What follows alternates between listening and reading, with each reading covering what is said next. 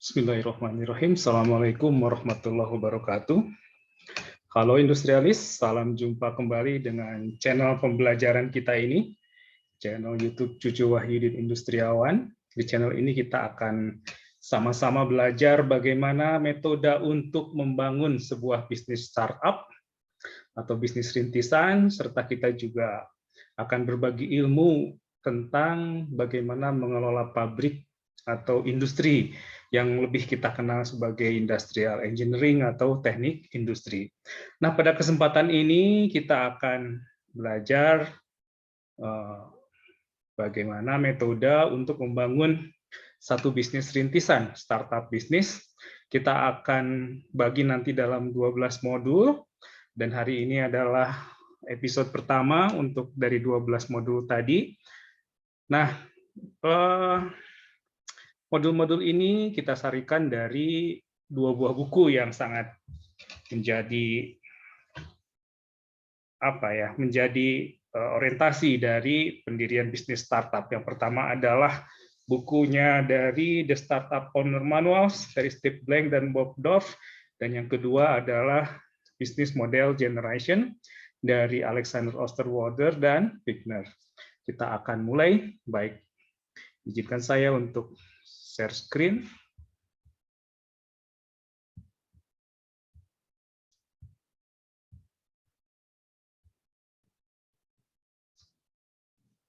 Technopreneurship, ya, ini adalah materi yang di berbagai program studi menjadi mata kuliah wajib sekarang ini, karena memang tren dari dunia ini adalah kita ingin memperbesar porsi para entrepreneur atau technopreneur. Technopreneur itu adalah entrepreneur yang base-nya teknologi, produk-produknya berbasis teknologi.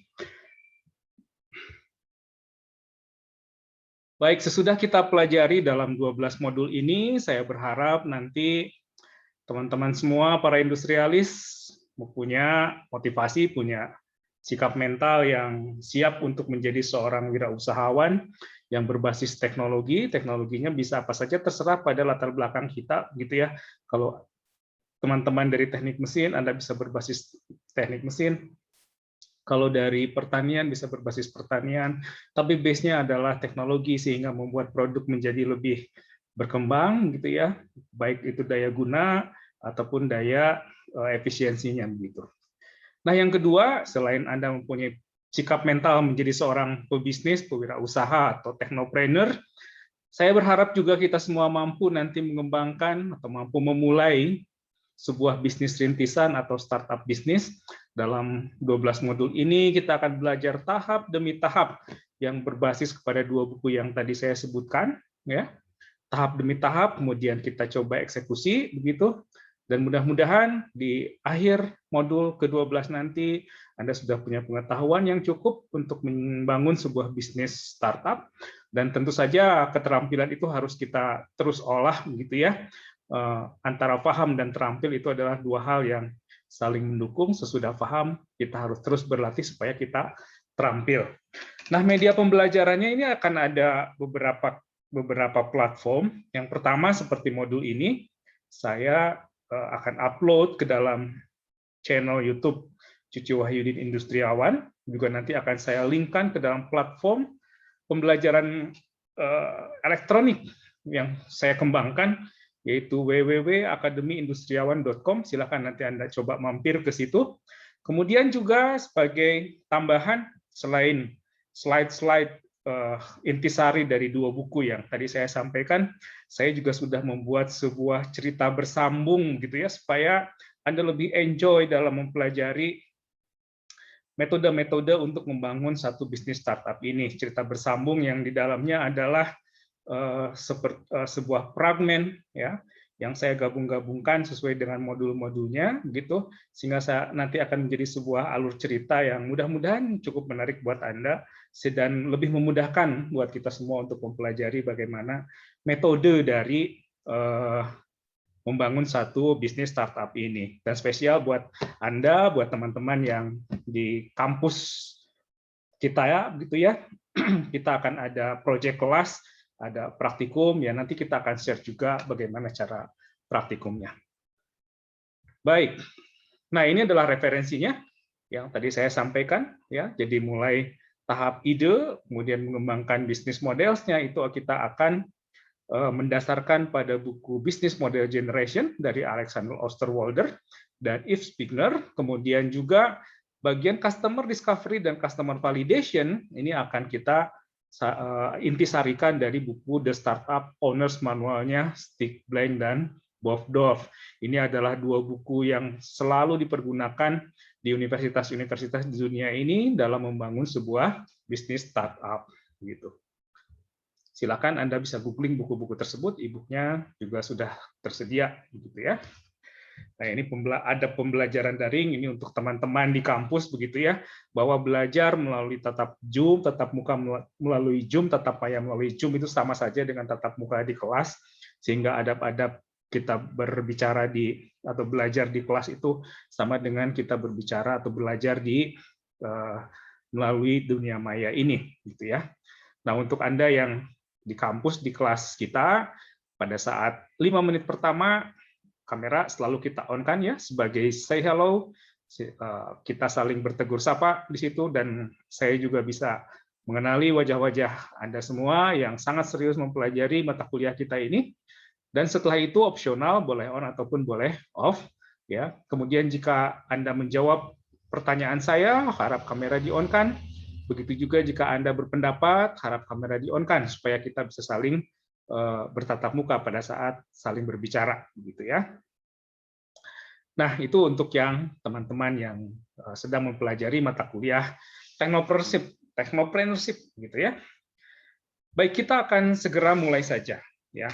Kenapa mata kuliah ini menjadi sangat menarik dan menjadi konten wajib, menjadi mata kuliah wajib yang selalu ada di hampir semua program studi, gitu ya, di teknik, di Fakultas Ekonomi Bisnis, apalagi bahkan di prodi-prodi yang lain juga mewajibkan mata kuliah ini. Kenapa? Karena supaya kita punya mindset bahwa ke depan ini adalah dunia eranya entrepreneur atau technopreneur ini.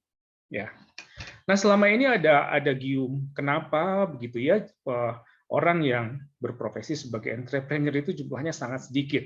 Padahal dari berbagai hasil penelitian disebutkan bahwa cukup 2% saja dari jumlah penduduk di suatu negara menjadi entrepreneur yang mumpuni, maka peluang untuk negara tersebut mencapai kemakmuran menjadi lebih tinggi lagi, menjadi lebih besar, gitu ya. Nah, ada gium bahwa entrepreneur atau menjadi seorang pebisnis ini adalah sebuah talent atau genetik, begitu ya, dari orang tua, dari leluhur, sehingga tidak semua orang bisa menjadi seorang pebisnis atau seorang entrepreneur. Nah, ini sudah dipatahkan oleh Peter Drucker. Kita tahu siapa itu Peter Drucker, seorang pemikir tentang ilmu manajemen, gitu ya. Nah, menurut Peter Drucker bahwa most of what you hear about entrepreneurship is all wrong, bahwa kebanyakan yang kita dengar tentang entrepreneurship ini banyaknya salah. It is not magic, it is not mysterious. And it has nothing to do with genes, ya, bahwa entrepreneurship itu bukan magic, bukan sesuatu hal yang misterius, dan juga tidak ada hubungannya dengan genetik, ya. Entrepreneur adalah sebuah disiplin, is a discipline, dan karena dia menjadi sebuah disiplin ilmu, maka seperti disiplin ilmu yang lainnya, it can be learned. Ya, jadi bisa dipelajari. Siapapun kita bisa mempelajari ilmu tentang kewirausahaan ini, dan tentu saja dengan sekaligus mempraktekannya menjadi seorang pebisnis. Jadi dengan mulai saat ini dalam mindset kita, ya, kita guratkan dengan sangat keras bahwa siapapun bisa belajar tentang entrepreneur, karena entrepreneur ini adalah sebuah disiplin ilmu, sama halnya seperti ilmu-ilmu yang lain yang bisa dipelajari, gitu ya. Nah, yang kita akan spesifik pada technopreneurship, yaitu entrepreneurship yang base-nya adalah teknologi, ya, karena kita di dunia kampus kita mempelajari berbagai macam teknologi yang kita bisa jadikan sebagai produk dalam sebuah bisnis, ya. Nah, saya akan mulai begitu ya. Tentu Anda banyak yang ragu, di antara kita pasti banyak yang ragu. Apakah kita bisa, apakah saya, apakah Anda bisa menjadi seorang entrepreneur, gitu ya. Nah, untuk menjawab itu saya akan memulainya dengan satu topik yang membahas tentang valuasi mimpi dan jalur karir yang ingin kita pilih. Ya, apa itu valuasi mimpi dan jalur karir yang ingin kita pilih? Kita semua, ini terutama Anda yang sekarang sedang kuliah di semester 7, begitu ya, sebentar lagi Anda akan lulus. Semester 8, semester akhir, setelah itu Anda lulus, dan sesudah lulus tentu sesudah lulus saya gambarkan dengan toga di situ bahwa tahun semester depan mungkin Anda sudah memakai toga, insya Allah. Nah, sesudah lulus tentu saja Anda akan bekerja, akan memulai hidup sebagai pribadi yang mandiri. Pribadi yang mandiri itu artinya bahwa kita harus punya pendapatan sendiri, ya. Anda akan bekerja dan sesudah bekerja mencukupi kebutuhan sehari-hari, Anda akan punya mimpi yang lain, punya goals yang lain. Apa? Misalnya Anda ingin punya kendaraan, Anda ingin punya rumah, Anda ingin berkeluarga, ingin vakansi, atau mungkin yang lebih jauh lagi Anda sudah mulai memikirkan kapan mulai menikmati masa-masa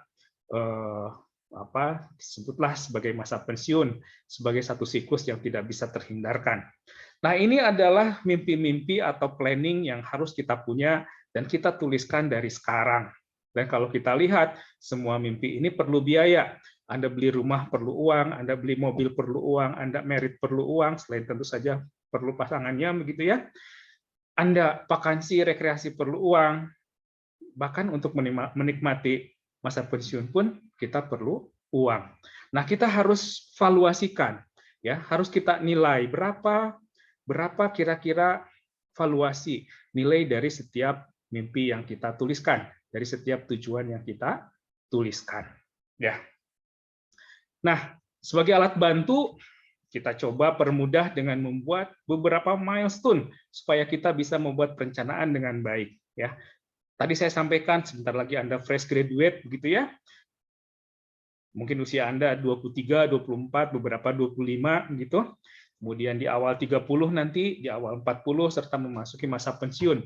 Ada beberapa yang ingin pensiun 55, ada yang ingin 60, atau milenial mungkin ingin pensiun lebih muda, gitu ya, supaya bisa menikmati waktu lebih panjang, begitu. Nah, problemnya adalah bahwa pada setiap milestone ini akan membutuhkan biaya, seperti yang saya sampaikan tadi. Anda fresh graduate, tentu perlu dana harian, ya, untuk pembelanjaan harian. Perlu juga yang namanya dana darurat, ya, karena namanya juga kita dalam kehidupan ada sesuatu yang terjadi di luar rencana kita, dan itu tentu butuh biaya juga yang kita sebut sebagai dana darurat. Kemudian juga tadi saya sampaikan Anda berplanning sangat jauh, misalnya untuk berapa kita sisihkan untuk persiapan masa pensiun kita. Kenapa ini perlu? Nanti kita akan lihat, ya. Kemudian tentu sebagai millennials Anda ingin beli gadget baru dengan teknologi yang terbaru, Anda butuh liburan walaupun sekarang tidak memungkinkan untuk liburan karena situasi pandemik, begitu ya, serba terbatas, gitu ya. Nah, kemudian nanti memasuki usia 30, ada yang ingin merit, ada yang ingin melanjutkan sekolah S2, gitu ya. Ada yang ingin beli kendaraan, ada yang ingin beli rumah. Kemudian di usia 40, usia yang konon kabarnya memasuki dunia kemapanan, begitu, Anda sudah harus punya passive income, harus punya aset aktif, rencana keuangan yang komprehensif, sampai nanti tiba waktunya di masa pensiun. Nah, ini yang kita planning, yang kita sebut sebagai perencanaan keuangan, gitu ya. Nah, tetapi faktanya bahwa kita ketahui juga kesehatan, apalagi di periode sekarang ini, ya, 2 tahun belakangan ini sangat mahal, gitu. Kemudian Anda menginginkan pensiun yang nyaman, teknologi yang selalu berkembang dan ingin kita nikmati, tetapi tentu saja ada cost di situ. Kemudian juga kita mempersiapkan masa depan, Anda ingin merit, punya anak, dan sebagainya, dan sebagainya. Ya, itu adalah fakta-fakta yang nanti akan Anda hadapi, yang perlu dipersiapkan. Ya. Nah, untuk memudahkan saya coba buat satu ilustrasi dari perencanaan keuangan ini. Misalnya, ya, kebutuhan bulanan Anda sebagai fresh graduate tadi, kan ini ceritanya mau fresh graduate nih, Anda mau masuk ke dunia mandiri, taruhlah kebutuhan bulanannya 5 juta rupiah, ini sebagai pemisalan untuk memudahkan perhitungan. Kemudian Anda ingin pensiun di usia 55 tahun, dan usia Anda sekarang 25, berarti ada sekitar 30 tahun masa produktif kita, begitu ya. Kemudian misalnya harapan hidup orang Indonesia di 80 tahun, mudah-mudahan insya Allah ya. Nah, kalau kita hitung dengan kebutuhan bulanan 5 juta rupiah per bulan berarti setahun kita akan butuh sekitar 60 juta. Ya, kalau misalnya usia harapan hidup orang Indonesia di 80 tahun, ya, Anda punya 25 tahun masa pensiun, artinya selama masa pensiun kan tetap ada kebutuhan yang harus kita penuhi. Taruhlah misalnya kebutuhannya adalah 80% dari pengeluaran di masa-masa produktif, gitu ya, 80% kali 60 juta kali 25 tahun itu kurang lebih 1,5 miliar gitu, ya. Nah, kita harus persiapkan 1,5 miliar di usia menjelang pensiun di 55 tahun tadi. Kalau dengan kualitas hidup yang tidak berubah dari saat kita masih produktif. Nah, ini uang yang cukup besar tentu saja. Reaksi Anda tentu akan berbagai macam gitu ya. Oke, mungkin reaksi pertama masih cukup lama, kita bisa nabung. Kalau Anda nabung 1 juta per bulan selama 30 tahun, taruhlah bunganya kita asumsikan tidak dihitung dulu begitu ya, maka hanya akan terkumpul uang 360 juta. Ya, sementara kebutuhan kita tadi berapa? 1,5 miliar. Ya, sorry, salah nulis itu, harusnya 1,5 miliar. Artinya masih kurang begitu, sehingga mungkin kita belum bisa pensiun di usia 55 seperti yang kita planningkan tadi gitu. Ya, kenapa? Karena dananya masih kurang. Nah, kita lihat ternyata cukup mahal juga. Nah, yang paling penting sekarang adalah dari mana kita memperoleh pendapatan itu? Dari mana kita memperoleh pendapatan yang untuk memenuhi rencana-rencana keuangan kita tadi yang sudah kita buat di awal. Apapun pilihannya, gitu ya. Apakah Anda menjadi seorang profesional, menjadi seorang karyawan di satu industri atau satu perusahaan, atau menjadi seorang pewirausaha, pebisnis, teknopreneur, gitu ya. Dua-duanya baik, begitu. Dua-duanya sangat baik. Tinggal tadi, sesuaikah itu dengan perencanaan keuangan kita yang sudah kita buat, gitu ya. Kalau misalnya dengan menjadi seorang profesional, sudah dapat memenuhi kebutuhan perencanaan keuangan kita, dan Anda enjoy menjadi seorang profesional tadi, itu bisa menjadi satu pilihan karir gitu ya.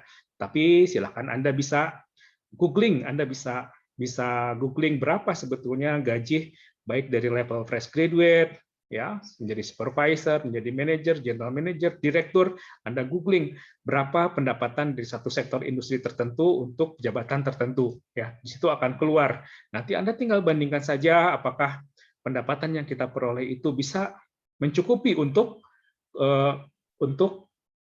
memenuhi atau mengeksekusi rencana keuangan yang sudah kita buat di awal tadi, gitu ya. Atau mungkin Anda mengambil pilihan yang kedua, ya, menjadi seorang pebisnis, gitu, menjadi seorang pewirausaha, gitu ya. Atau mungkin Anda menjadi seorang profesional dulu untuk beberapa tahun, kemudian mempersiapkan diri untuk menjadi seorang pewirausaha sesudah Anda mengenal dunia usaha, mengenal dunia pekerjaan dalam beberapa tahun tadi, begitu. Ya, berbisnis pun bisa di sektor real, Anda punya pabrik, Anda punya toko, begitu ya, di satu sektor industri tertentu, ya, ataupun juga menjadi pebisnis di sektor finance. Kita pernah dengar Warren Buffett, gitu ya, beliau seorang investor di pasar modal, gitu ya. Kalau di Indonesia ada Pak Lo Keng Hong, Anda bisa googling nanti, beliau juga seorang investor di pasar modal. Itu juga menjadi pilihan-pilihan buat kita untuk menentukan karir kita nanti kemana. Atau kita ingin mix, ya, menjadi seorang profesional sekaligus menjadi seorang pebisnis. Anda seorang profesional, tetapi Anda juga punya bisnis, ya, punya bisnis tertentu. Bisnis juga Anda bisa menjadi pebisnis di sektor real ataupun menjadi investor di pasar modal atau di pasar saham. Nah, itu pilihan-pilihannya. Anda tinggal tentukan mana yang kira-kira bisa membiayai rencana keuangan kita. Apapun itu, pilihannya adalah baik, tinggal disesuaikan dengan kebutuhan kita tadi, gitu ya. Dan yang paling penting adalah kita bermanfaat buat orang banyak. Ya, nah itu yang kedua, sesudah membuat kita rencana keuangan, nah maka kita harus putuskan kita akan melalui jalur karir mana untuk memenuhi rencana keuangan kita tadi, gitu ya. Baik, ini saya bantu lagi, begitu ya, untuk memudahkan membuat satu perencanaan keuangan. Tentu sesudah Anda nanti lulus, kita harus selalu melakukan financial check up kita. Kalau sekarang kan Anda masih sekolah, masih dibiayai oleh orang tua, begitu ya, mungkin Anda bisa bantu memeriksa financial check up untuk orang tua Anda, gitu ya. Tapi kalau nanti sudah mandiri, Anda selalu periksa financial check up untuk diri kita, gitu ya. Nah, taruhlah di sini ada sisi penghasilan, di sini ada sisi pengeluaran, di sini ada sisi sisa, gitu ya. Penghasilan bisa dari gaji, tadi seperti yang sudah saya sampaikan, kalau jalur karir yang Anda pilih menjadi seorang profesional, employee di satu industri, satu perusahaan, maka penghasilannya ada dari gaji, gitu ya. Dan teman-temannya, ada tantim, ada bonus, dan sebagainya. Kalau Anda memilihnya dari sektor yang kedua, tadi pebisnis, maka Anda akan punya hasil bisnis, punya profit dari situ, ya, punya share, dan sebagainya.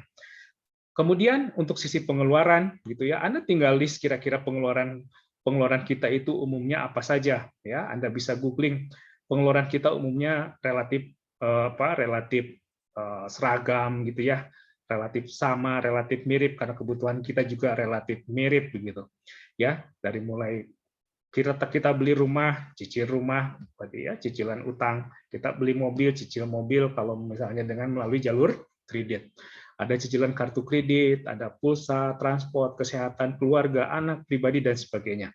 Nah, yang paling penting adalah kita atur berapa porsi dari masing-masing pengeluaran ini, ya.